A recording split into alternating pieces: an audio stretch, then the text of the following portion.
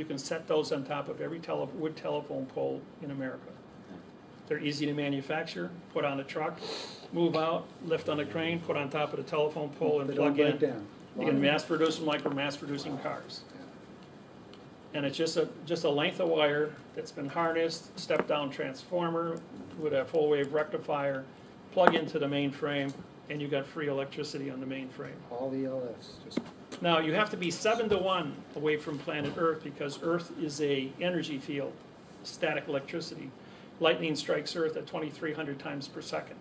And each bolt of lightning is rated between 20 and 50,000 billion watts of electricity just discharged as static.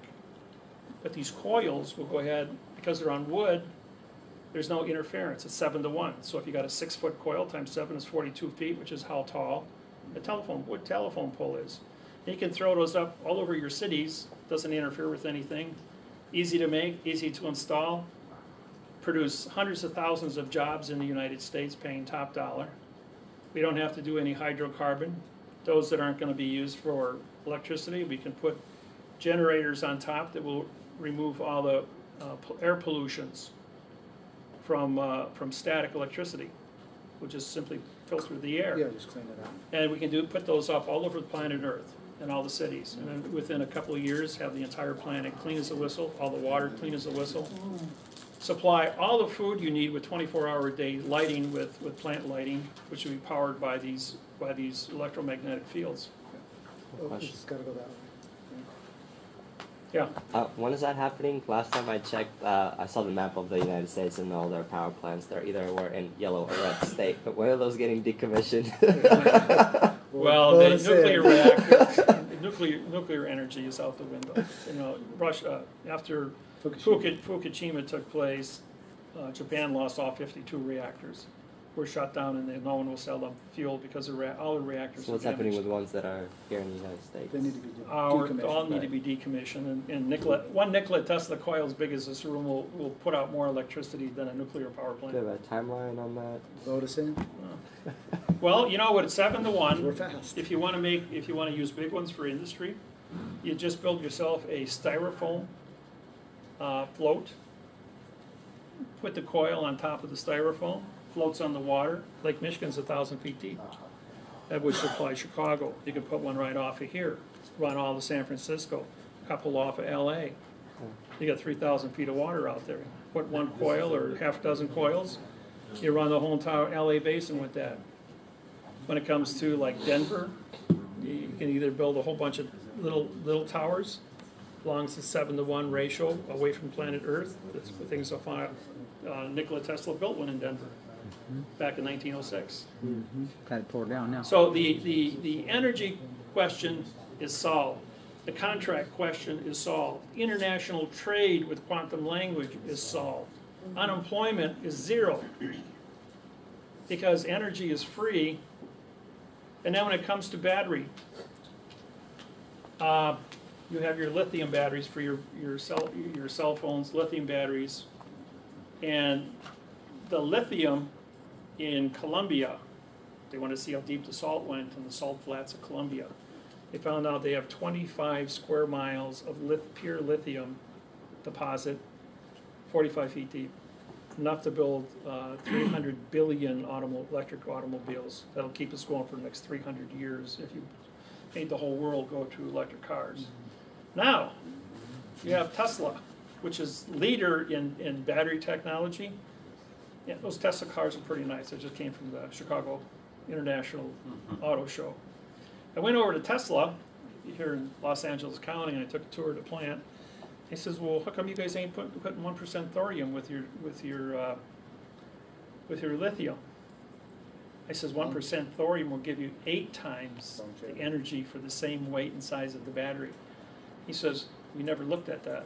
I says, "Yeah, you just build a lithium fluoride battery and you'll get 1,600 miles to a charge, and it only takes 4 minutes to charge a battery with lithium fluoride." The trouble is that fluoride is radioactive, so you have to figure out some way to Condense that down. buffer that down. What's J.P. Morgan going to say about that? Can't plug it in anywhere. Right, that's right. So, you know, we don't only do grammar. we get into science and technologies. Being a president, or not a president, being a director is about solving the needs of the people, the energy, getting down to the base of all things. When you correct the base, all the sciences that are built on the base can expand from there. When it comes to medicine, we do a program on medicine. The frequency zapper, I control all 3,800 frequencies of all known diseases on planet Earth. I have a frequency zapper that goes from 0 to 100 million cycles per second and can pinpoint a DNA crystalline of anything on the planet. And it can go in there and touch only that one DNA crystal. And I have anywhere from 5 to 8 different frequencies on the sine wave. Now, a sine wave, you have a sine wave that goes like this. And you have a sine wave that goes like this. And you have another sine wave that goes like this. So each one of these sine waves, yeah, okay, we gotta split them. It comes through the bottom, and it goes through that, through that. That's a higher frequency. The point is that any one of these sine waves will break a specific location in that DNA crystalline, which has 3 billion codes in it.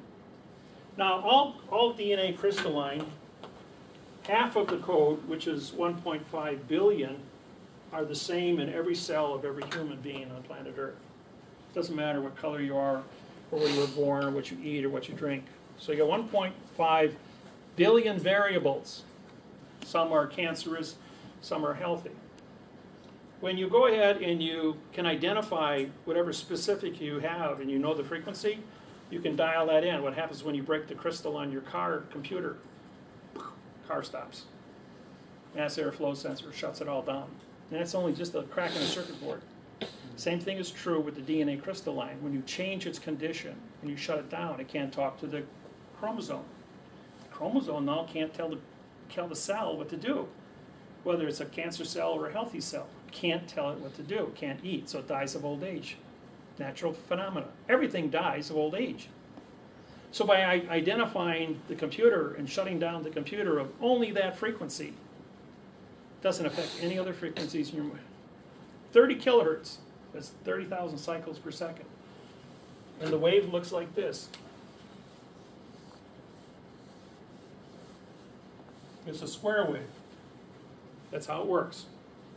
It's not a sine wave, it's a square. So you're going to be measuring different squares within the squares as you change frequencies to break a DNA crystalline. As you know, you have your computers in your things. You have your flash drives. This wristwatch runs on a piezoelectric crystal. The battery causes a coil to vibrate at 200,000 cycles per second, which hits a little silicon crystal inside, quartz crystal. That crystal generates electricity to power the coil, charges the battery, and runs the watch. It's 10 years now, and it's still just full powered, and its light comes on just as bright at night, or if I'm in a cave, I can turn it on, I can light the whole cave up, just my wristwatch. So the energy of the crystalline is very unique. And so understanding how to use crystalline, how to use frequency to control all the cells in your body, which are still, your crystalline is your computer of every single cell. Even though it's 1/10 billionth of a size, it's still the secrets to everything. Every disease that they come up with, you just need to know what the crystalline is of that disease, and you can frequency the body and purge 100% of it out in 6 minutes. That's all it takes, 6 minutes. So we have a medical program, we have a math program, we've got grammar program, we've got magnetism, electricity. We've got all these different programs covered as a director, and people to be assigned to those to fix them. But if you can cure somebody with a 9-volt battery and a computer no bigger than a book of matches, why would you go get a $100,000 chemo thing? And it only costs $16 to buy it and a penny to use it. It's a racket. That's what makes us dangerous in one position and great for 99% of the population, yes.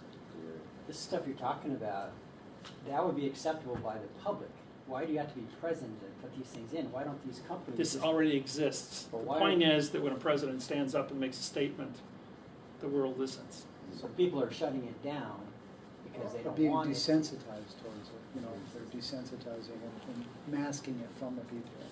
As a president director, then we can stand up and say, people, here's a solution over here, we don't need to do this over here. Cuts the overhead back upon the taxes, plus our global, we have a flat tax of 10% on consumption across the board, not on what you make, but on what you buy. And so upon that flat tax consumption protocol, now the values that the people were having to pay out to pay for the health care programs to supplement society and take the people that maybe are less fortunate and don't know how to, now we bring the awareness to say, if you go to this location, these are the tools that you will get, and you get to have some autonomy for yourself, some self-governance.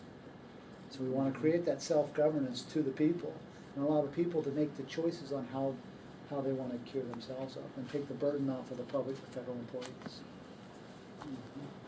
Cut big government down. Yeah, and that's how you do it. And so Right. it's a very good question, but these are the solutions that we are looking at. Yes, sir. Yeah, I have a question about the DNA crystalline on the disease on the zapper. Yeah. Would that also work like for activating DNA? Let's say you lost some hearing, could you regenerate the hairs on the inside of the eardrum? Could you activate it? Could it? I mean, Okay. one thing is getting rid of The disease, but machine, could you- okay, the Yep. machine you need is this one. We need the quantum transducer. Called a DICOM machine. There's 150 countries manufacturing. It was invented in Russia for the astronauts. The DICOM machine is a frequency machine, runs on much like the Nikola Tesla, which went to the Rife technology, which was Hulda Clark's A Cure for All Diseases, Oceanside, California. Then the DICOM machine was invented for the astronauts to go in and read every single crystalline of the human body through your nervous system, because the brain control is connected to every nerve in the body, or every cell of the body is controlled. That's why it can touch you anywhere on your body with the head of a pin, and you're going to feel it because your nervous system talks to that nerve, tells it how to reproduce. So the DICOM machine goes in and reads your DNA crystalline. Now, people grow until they're 25. At the age of 25, you start dying until you get to a location where you're in geriatrics and your body can't reproduce itself anymore. What the DICOM machine does is it goes into your DNA and reprograms your DNA at the age of 25. Then it goes ahead and you're with the DNA reprogrammed, but you only can do it about 5 to 10% each time you use the machine to talk and reprogram the DNA crystalline. So it's talking to the chromosome and improving the chromosomes programming of how the cell eats, how it reproduces, how healthy it's going to be when it does reproduce. So each time you use it, you get better and better and better. Now, as a man 65 years old, I don't look 65. Most people think I'm about 40 years old. And most people that meet me the first time think I'm 40. And they hear me talk, and they're like, I don't know if I can believe this from you. You're too young to know what you're talking about. And this is from the judges who meet me for the first time. And then they find out I'm 65 years old, and they just sit up and go, now it makes sense. Now it makes, you've got 35 years of background in this, so I know that you know what you're talking about. But the DICOM machine, you can get on the internet and type in that word, and it'll take you to the information you need to study. So I'll leave it at that. Now, the next thing I want to go over with you guys is going to be flags, which is venue, jurisdiction. Jurisdiction is an opinion, but we're going to talk about the venue. Now, you have all your state flags.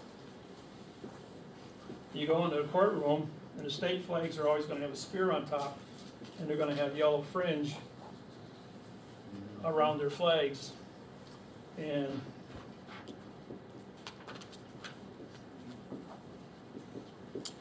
When did that start and why? in 1969, they put a man on the moon. What moon it was, with 38 different shadows, I don't know. But and don't worry about the microphone coming down into the scene by accident, or when you step off the ladder into all that nice fine moon powder. Don't worry about that your thrusters that just came down and blasted it. They showed a thing coming down, blasting everything away. I don't know how you got flour on the ground after the retro rockets blasted everything away as it stopped itself. But I don't know about you, but I think if you blow a pile of flour off on the ground with an air hose, and that's going to be pretty clean, you know. Let alone all the anti-gravity, where's all the matter flow? Yeah. Don't want to use too much common sense.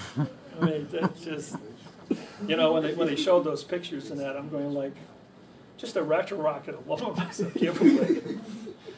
And then walking around with just all the pictures they gave us with all the different shadows pointing in different directions because all the 38 different camera shots above. That's not for me to say. So when you see your state flag, you got yellow fringe, and you got a spear on top, making it a military court-martial for a state level, except you guys are civilians. And then when you have a federal flag, you go out walk into a state court and they've got this flag up here, and half of the courts have now taken down the yellow fringe because of our program. And they say, well, if we're a foreign vessel in dry dock, we don't have to put that on there. Now the port authorities control all vessels in dry dock or the courthouse. Okay? And because the courthouse is a vessel in dry dock, it's under the port authorities, controlled by the DOT, Department of Transportation, which is controlled by the post office, which prints the money and pays the judges through the port authorities as vessels in dry dock. That's why we file our ship's papers with the port authority for the heads of your territories. You should see some of the things we've done with the Coast Guard around Lake Michigan and San Francisco and LA and South Carolina, Tampa, Florida, New Orleans. We go into Coast Guard stations and they're bringing in all their officers and calling in people from home. We got some judges here. They got sea passes and sea treaties and drug laws, and we don't have any of our paperwork in order. Well, how much trouble are we in? It's pretty interesting. Yeah, we usually spend 3 or 4 hours at these stations educating, putting on seminars for the crews. But we're just, you know, we're educating them. Now, on top of the flagpole, you always see the yellow chicken or the yellow phoenix. Well, here's a dollar bill. On the back of the bill, you notice the wings are up. That's postal. That's a postal eagle when they're up. If the wings are down, it's a phoenix for the Vatican banking. So if you're in a courthouse or courtroom and you've got a Catholic judge who's doing Vatican banking, he's going to have the wings down. And if they're under a postal guise, they might be an atheist, then they're going to use postal law. And by the way, when it says on the back of the money here, it says, "In God we trust." Well, in is an adverb making God a verb. We is an adverb making trust a verb. You want to show me the trust verb and the God verb in a dictionary? And then you have the box around both sides of the money. Now the new Treasury notes that have been published on the 6th of January 2013 haven't been released yet to the public. But on March 1st, 1997, I sued the United States Treasury, and they took the boxes off. That's why your 5s, 10s, 20s, 50s have a circle, because there's no box on the money. So what we're doing in boxing, and when you see traffic tickets and boxes, you can pull out the money and say, how come the box is here and the box isn't there? This is illegal. And then I was counsel for Bill Clinton for the sex trial. That was mine. See, first I corrected the money March 1st. Then he apologized on July 4th to the Hawaiians for stealing the Hawaiian Islands. And then in August, he got himself in trouble, and the first person he called was me going, what am I going to do? He says, well, it depends on what the definition of is. And from that, he turned to the judge on CNN in front of 2 billion people and said, I just showed the American people a verb is and a noun is. Would you like me to show them another verb and another noun? That's a direct quote. Yep. And the judge stands up. He's got 4 bars on his sleeve. He's a maritime judge. He says, there'll be no further questions, Mr. President. This court stands adjourned. Yep. So then Bill says, wow, that worked really good, Dave. I got to go in front of Congress, and I can't take any lawyers with me, and it's behind closed doors. And I don't want to talk about this. This is embarrassing, you know? He says, well, you remember the movie A Few Good Men with Tom Cruise and Jack Nicholson? Jack Nicholson won the Oscar for Best Actor, and the movie won Best Picture. Mm-hmm. Well, You want the truth? I'll tell you the truth, but you can't handle the truth. This is, you're going to repeat that same phrase to the people. Then you're going to say to Congress, ladies and gentlemen, we're going to take you back to being 10 years old today, before we get started here. And I'm going to tell you the truth. He says, on the dollar bill here, we have a box. Anything in a box is in a closed area and can't be considered. We have the preposition of in the article the, but we separated them. When you separate them, they're both adverbs. Look any dictionary, any language worldwide. It's in the Styles Manual too. Yep. So now the as an adverb modifies united to be an adjective. UN means now, ITE is citizen, ED is in past time. Then you have a state, which has been modified by an adjective, so the state is pronoun. PRO means no, NO means no, and UN means no. Then you have the word of. Of is an adverb, ADV, a vowel two consonants. Means no contract, and it's connected to the pronoun in front of it. But then it modifies, and modification is change, and change is motion, and motion is action, and action is verb. America is a dangling participle verb. Now the parsing of America, A means no, M-E-R-I is Latin for mercy, and C-A is Latin for sheep, no mercy for the sheep. We fleece the sheep, we don't kill them, called taxation. Welcome to America. Now you know the rest of the story. Well, here's a true story to go with Oh wait, that. one more. Yeah. Then he says, in 2 weeks I have to address the union, and I have to tell the world that America is a verb and the money and disqualify all U.S. currency worldwide, which 150 countries depend on. Or we can seal my case. All those in favor of sealing the case, raise your hand. 102 hands goes up and he walks out. Doesn't say boo. Post office is notified. Central Post Office, Bern, Switzerland. You are not talk about Bill Clinton's indiscretion. Ever. The whole world goes flat. North Korea is not allowed to talk. Afghanistan's not allowed to talk. Pakistan's not allowed to talk. Turkey, Iran, Iraq. All of the people, Russia, China, nobody's allowed to make fun of the US dollar or talk about Bill Clinton's indiscretion. To keep the facts sealed, because every country on the planet uses adverbs to identify. When I was in Canada, I wrote this on the board.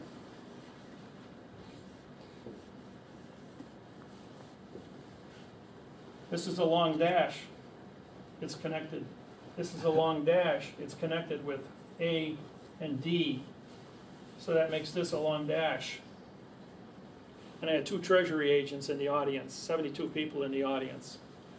So this is CA, means sheep, just like CA in America, means sheep. Both of them stood up, put me in handcuffs, and took me to the airport, put me on the first plane back to Milwaukee. And they pulled my visa for Canada, and I haven't been back in 12 years. So in retaliation, I grabbed the Magna Carta and I syntaxed it, put it up on the internet, syntaxed an adverb verb, and sold 2 weeks later at Christie's of London for $6.7 million. Then she went ahead and she went after me for Australia because I disqualified the courts in New Zealand and Australia, and they appointed me a federal judge in New South Wales, which then I prosecuted. I was a federal land court judge, and a full barrister appointed by Queen Elizabeth. So I do have a barristership. And they, so I prosecuted 129 judges between New Zealand and Australia for fraud against the people in the Aborigines, not Aborigine, but Origines. And then I did a radio show for 2 hours on a country western station, and all 3,850 Aborigine tribes in the Australian went ahead and changed all their names and all their treaties to Aborigine, not Aborigine. And then they all sued the courts to use the correct parsing, syntax, grammar. They went trespass on a foreign vessel in dry dock and shut the courts down. The Australian government then called the State Department and said, "What are we going to do with this guy? We got no way to stop him. He's right about everything he's saying. Don't you need a visa to be in your country? Yeah, we'll pull his visa." They pulled my visa and shipped me back to America, and I haven't been back since. So in retaliation, I syntaxed the United Kingdom's Constitution and posted that up on the internet. 2 days later, I wrote the Constitution for the Ireland, and Ireland got, Parliament voted on it. 2 days after that, it was sent to the Parliament of England, and England voted on it and gave Ireland their independence in August of 2012 for the first time in 660 years of war ended. Now the Irish have gone to copy the same constitution and sued Parliament of England for their independence. And then Queen Elizabeth, 2 days after that was approved, got up on BBC and announced that all the United Kingdom constitutions worldwide for Australia, New Zealand, South Africa, the islands, Hong Kong were null and void. So we disqualified the constitutions worldwide because of adverb verb. Then I took the US Constitution, we did that way back in 1999, we syntaxed that, but Obama sold the United States Constitution at auction in New York City in November of 2012. Because it's an adverb verb document that says nothing. It's just a historical piece of paper and there is no constitutional rights. You have the right, the word constitution means contract. So if your contract is written with the correct parse, syntax, grammar, that is the law, rule, regulation, and codes of a piece of paper that brought you to the court between two people. When you sue in the United States District Court, United means no citizen. District, DIS, means demon god of the underworld for trickery in a closed area called court. So if you want to go into the United States District Court, you're going to be tricked, and as long as you babble, you're going to be a victim. Now what's the only thing that the judge has in front of him when you're in either a state or federal court? Your body. If you walk in there with an adverb verb contract, your contract is null and void. The Constitution that you're claiming you have rights for are written in nothing. So just straight lines and curved line called art. So now you have a situation where you're a vessel that's trespassed on a foreign vessel in dry dock. Because you trespassed on a foreign vessel in dry dock, the only thing that the judge can charge you with is trespassing. But how much money is it going to cost you to walk out of a trespassing charge with forensic evidence right in front of him? It doesn't matter if you're there for traffic, disorderly conduct, or anything violent. File with your port authorities. But if you do your paperwork and you have a quantum and you have your stamp signed, that makes you a postmaster transporting your mail vessel, and you are the mail, M-A-I-L. And because you're delivering the mail as the contract, none of the bailiffs, a bailiff is a letter carrier, but he didn't sign the stamp, he's not the postmaster, you are. The letter carrier works for the postmaster. So when we walk in as federal judges, we deputize the bailiffs as our tip staff. And we have jurisdiction over the court because the tip staff stands on plane number one. The jury is in a jury box, but you know what's unique about a jury box? You've got this. You've got 6 people here and 6 people here, and now they're in a box. Jury box means you cannot see evidence or witnesses or cannot hear testimony. And a jury box has 2 6-petite juries, which are illegal. The jury code calls for 12 worldwide in order to have a fair trial. Different vectors. So whatever is said, 6 and 6 is null and void, and that's why the judge can overrule 2 6-petite juries and render his own opinion. O means no, a pin, which means to join, and ION is contract, no joining contract. The word jury, J-U, is no law, and RY is contract. So it's a no law contract because all 12 jury members have a 2nd grade reading level and babble, no matter what the decision is. Even the jury instructions are adverb verb fiction. So then you've got a jury box is on plane 4, talking to a witness in a witness box on plane 3. The clerk is on 2, takes the money, signs the stamps, and moves and is in charge of moving all the documents around the court. And the judge is up here on plane number 1 with a flag with either the chickens, with either the phoenix, but he's got yellow fringe. If he takes the yellow fringe off, anything on top of the flagpole cancels the jurisdiction of the flag. Yes, So the contract is null and void. We were in the National Guard Army Reserve headquarters 2 days ago, and they confessed. I said, "You're flying a spire on top of your state, on top of your American flag, on top of your California flag." She goes, "I'm state and federal." I says, "No, you're not." I says, "You're martial law." She goes, "Very good." And I quoted her the Army regulations on that. She says, "You're correct." I says, "There's no state of California. That's a verb. It doesn't exist." I says, "It's contract and your ability to police it, maintain it, and the slothful," of my words to her were the slothfulness of the people. She says, "They are lazy." The reason for thinking is to abolish thinking, because thinking hurts. That's why we have punch press operators and ditch diggers, because they don't want to sit and read a book, because it hurts. Can I ask you, speaking to, if you could speak to the 1666 Sister QB Act with Cause Do You Live? As in my study, it appears that that was the root cause of the civil death, non-Nagarian of the name. Non-Nagarian of the name came in World War I, 1914. Okay, Is so when it was. this Siskiyou Act, it appears as I read it created a condition It of may civil have. death. It may have gone back there in the French, but non-Nagarian is a French term. Okay. But it was widely published in 1914 because of the battles between Germany and France and the trench warfare, where millions of people disappeared because of bombardments. They couldn't even find the bodies because they were so badly blown up so many times. So the word, and then the non-Nagarian came in as capitalized names. And then when So the they court, can deal with people's estates. okay, if the court sues me in capital letters, I can go down to any cemetery. Just the city of Milwaukee alone has 2,800 Miller names on tombstones in our graveyards, all capitals. So you only capitalize names on tombstones. So if they send you a capital And letter, vessels. you go, Ship vessels. and ship vessels, right. And paragraph 1 of Maritime Code says that that the name of all vessels must have a name, and the name must be capitalized. The 9 billion humans are vessels. So when they're going to that location of a vessel moving, for you to have a claim of the live life with a stamp signed under law of the flag, and know your identity, then you can write your name in upper and lower case, walk into a vessel. But when you enter a vessel in dry dock, you've left your country. You must have your ship's papers. You must have your medical papers to say you are alive life and don't have any contagious diseases. As a result of putting blood or saliva on all of our claims of the life, if you try to file those, you're being prosecuted or sent through the mail for biological hazards. Now, the post office changed the laws to put a stop to what we were doing. Is that why they don't want blood on documents? Right, and it says Correct. right in every single clerk's window, any biological material paperwork will not be filed. Okay, now Is that's that why you that's can't get a lick stamp anymore? Correct, all stamps are now sticky, because if you lick them, then it's a biological hazard. And if the post office is selling a lick stamp, they're saying, well, then you're supposed to use a sponge and water and making it damp. You're not allowed to. You use saliva, they can prosecute you for sending biological material through the post office. It's crazy.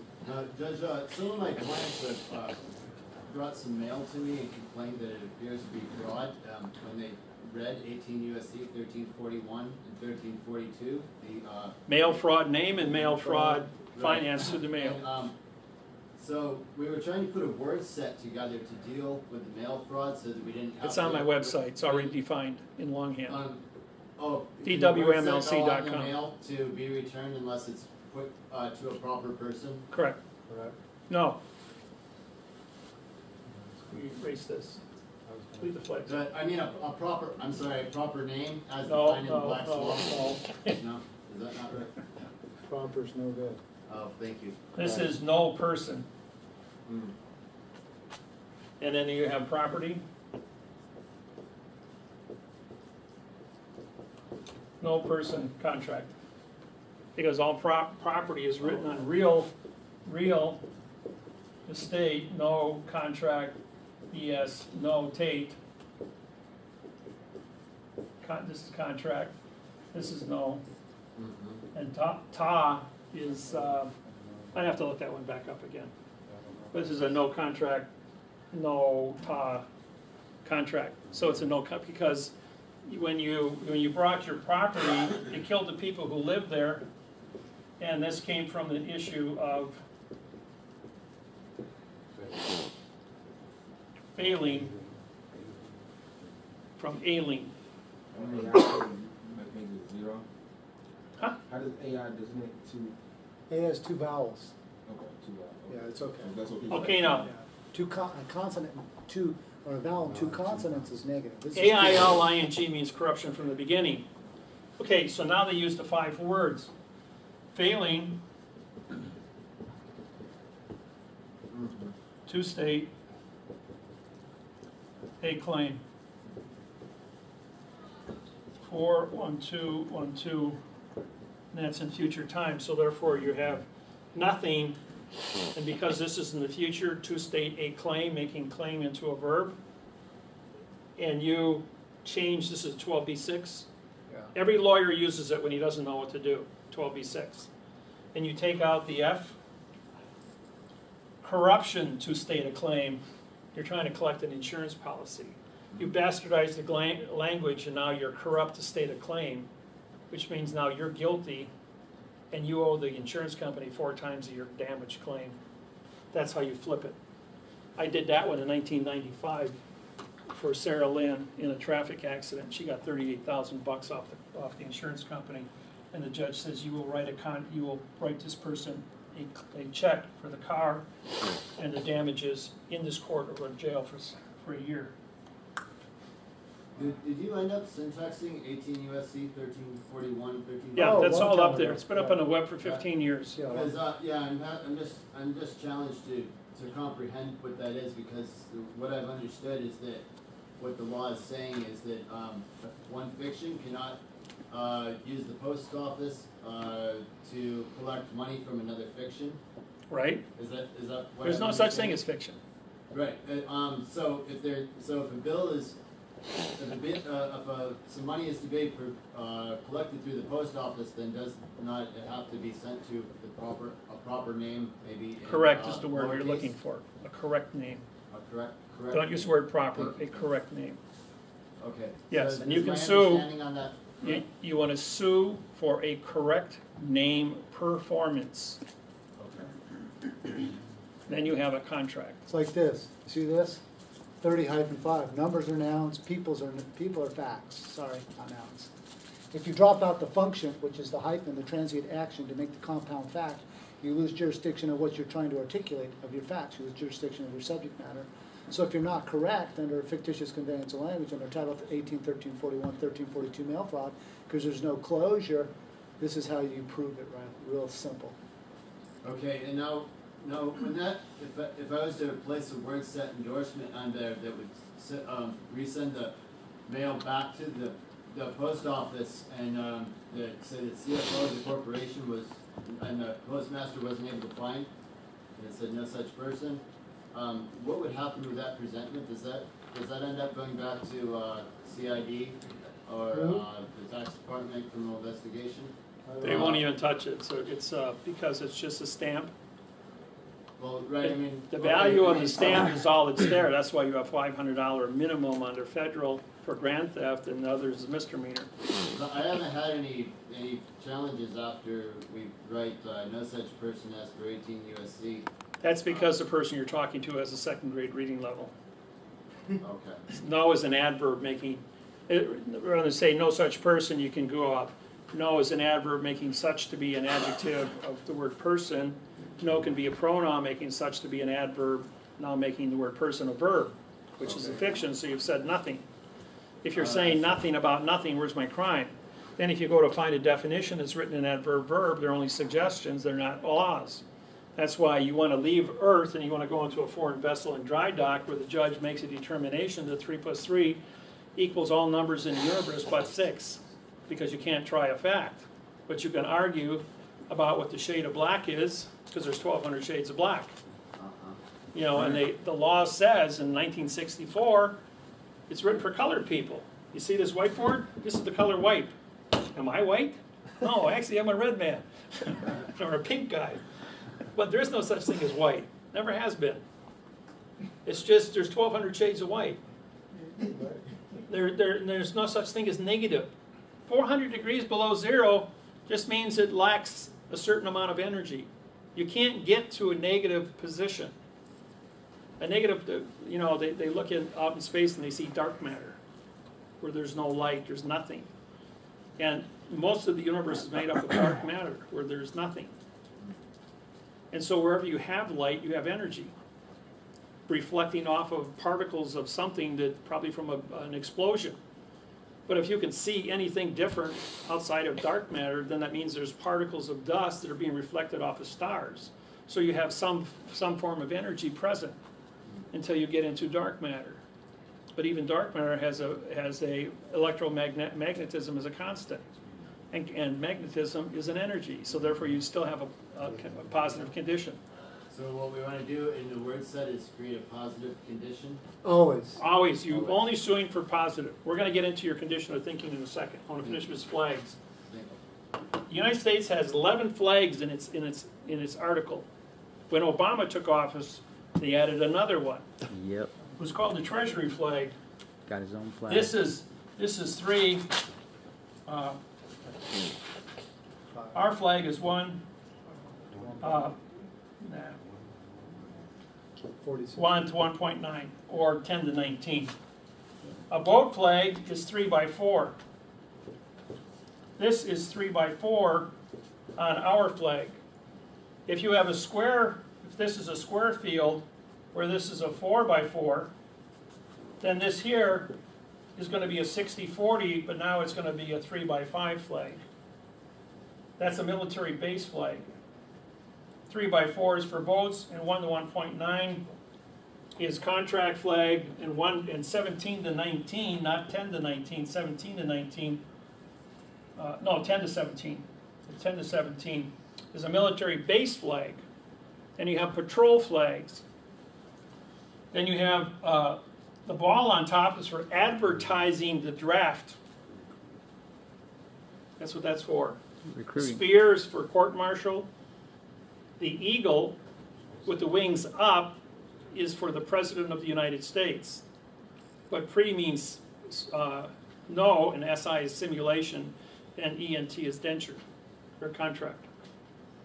So by putting a negative condition of no and a simulation of SI, because you sign your signature. When you have an author, autograph, authorization, authentic, that's AU, it's symbol of gold on periodic table. He holds the gold, makes the rules, so you have authority. And then they've been slipping in the Phoenix on there, and the Phoenix is Vatican banking, but then Obama's flag looks like this, and it's always hung in a banner, square field 1 to 2.25 dimension. And they have to hang it in a banner because all banners suspend Constitution. I don't care what flag you're using.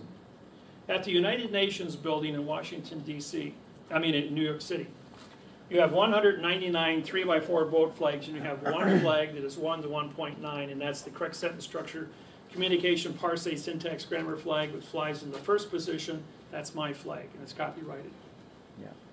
And if you go to New York and you see that, you'll know that you're looking at a contract flag, and everybody signed it because the mathematical interface on grammar being correct is something that they all have to achieve. It just takes time to learn. Yeah, we met with the Postal Department there at the United Nations, and they took us off to the side and wanted to meet with us, and we asked them a few questions on mechanics of postal. Of course, they didn't know anything. They says, you know, Russell, we don't know anything. We want to be your student. You and David, you guys are the best postmasters on the planet. Everybody else is a scam. We believe you two guys. We don't believe anyone else. They says, we don't know. They says, well, under Title 42, 1986, under knowledge, you're disqualified as a corporation for moving your stamps from point A to point B around the world. He goes, I know we are.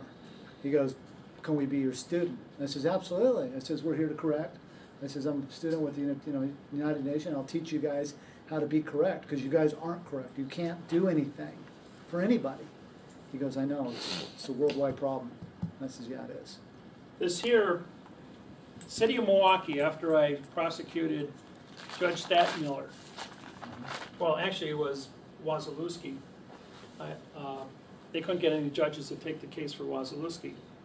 So Statmiller, was our chief judge at the time, said, I'll take it. I'm the chief judge. We have 92 judges here at the courthouse. And nobody can overrule me. He took the lawsuit, read it for 20 minutes, it came out and says, I recuse myself. He says, I don't think there's a judge anywhere in the United States that'll take this case.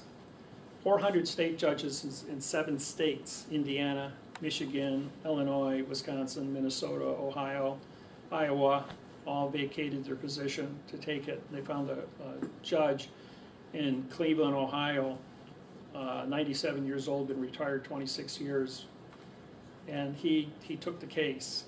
I defeated him 3 times in a row, and in 52 years on the bench, he had never lost a case or had a case turned over. And he ruled in my favor and took off his robe on the 3rd defeat and threw it on the ground and says, Your statute of limitations is running out, Mr. Miller. But it was the first time. He even, when I wrote my first lawsuit in front of that old man, I used the 1923 typewriter with the old nylon ribbon, and the E letter was always a quarter character higher than all the rest of them because of a defect when they manufactured those machines. And he noticed that my paperwork was written on that typewriter. And he says, "How did you get this thing to write in all uppercase?" I says, "Well, the key was broke. It's a 1923 model." And he goes like, "It's the one I used when I went to college."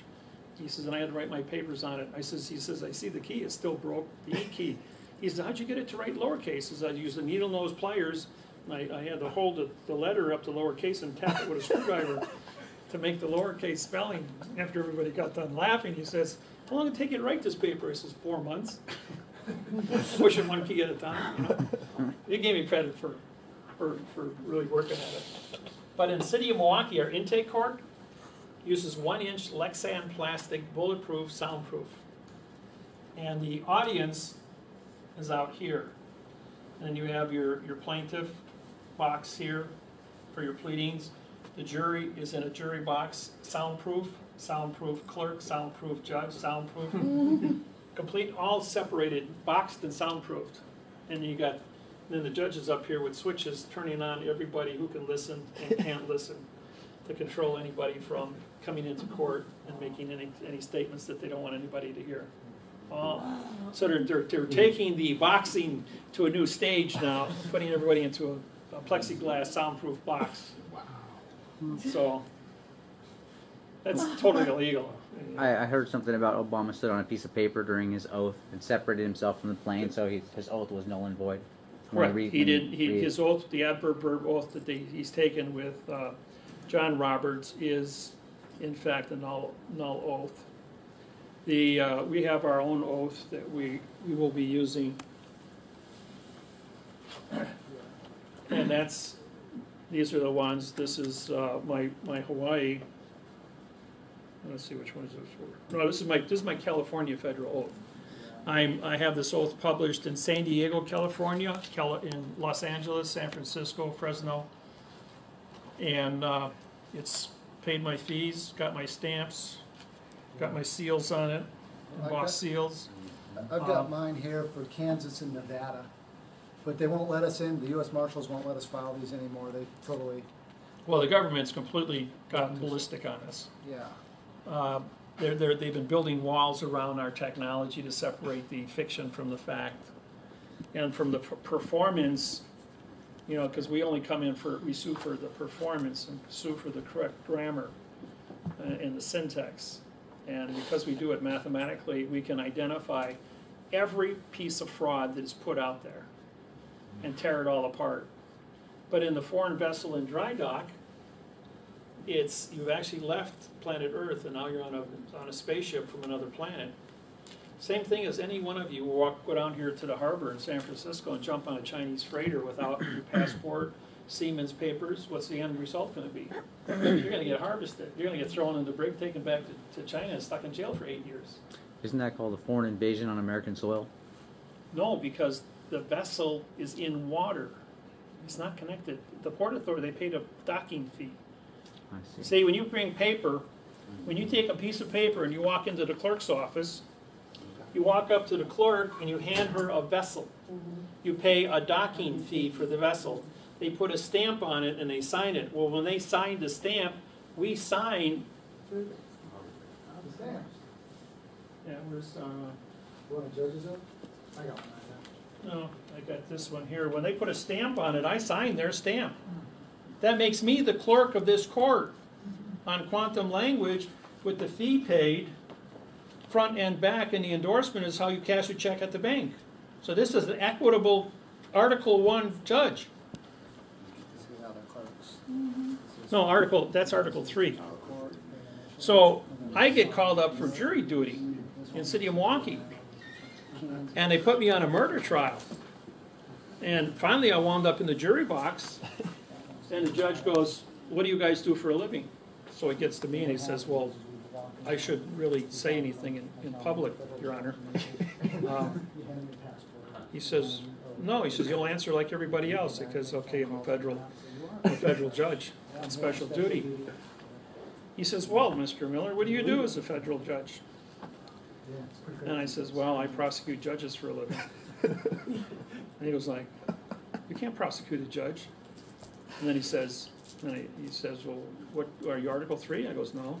Oh, no, Article 1? No. Article 2? No. Article 3? I said, well, the word article means no contract. I says, but it would be, I'm a contract judge on special duty. I says, you remember Judge Stadtmiller, right? He goes, yeah. Remember the day he left? Yeah. How many judges did he take with him? 12. That was the judge that caused that to happen. I prosecuted the judges for treason, not having an oath of office. He was like, all right, everybody will answer questions except Judge Miller. And he started asking about guns. Everybody will answer except David Miller. He went through a whole list of about 8 different questions. He says, Mr. Miller, you don't have to answer any more questions, you know? So then finally, and catch this, for the prosecution of a criminal trial for murder, the prosecutor is my next door neighbor. Oh, For 8 years, conflict of interest. And he's a judge and I'm a judge, you know? And so this thing is getting really, so when it comes to the striking, they had to ask one person to leave. And everybody that wants Miller to leave, raise your hand. All the clerks, the judge, both prosecution and defense attorneys, everybody puts their hands up. Okay, Dave, you can leave now. So then when I went back to the pool, the clerk comes up to me and says, come with me, comes up to the counter, and all 5 clerks go, sign my paper, you're not legal for jury duty for the next 8 years.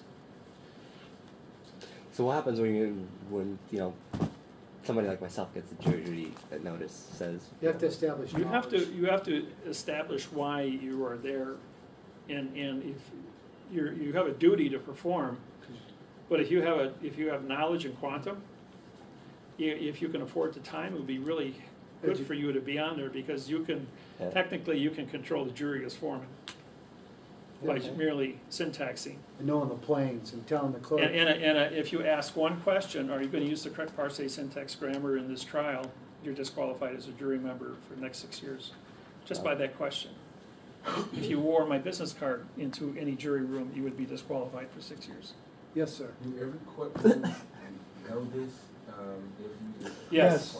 My picture hangs in every courtroom in the United States and Canada, so they know who I am when I walk in the door. Federal district court.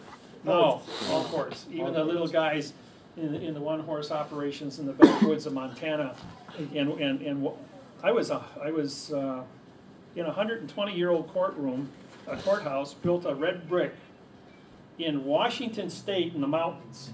Next closest city was over 120 miles away, and there was only like 50 people lived in this county. But they had this big old courthouse there. And I pulled in, I got out of the car, and somebody yells out of the window, "There are leaders here!" And I walked into the courtroom, and there was like 30 people there for drunk driving, disorderly conduct, sitting. And the judge stands up and says, "We're going to do something different today. $20 court costs for everybody, and you're free to go.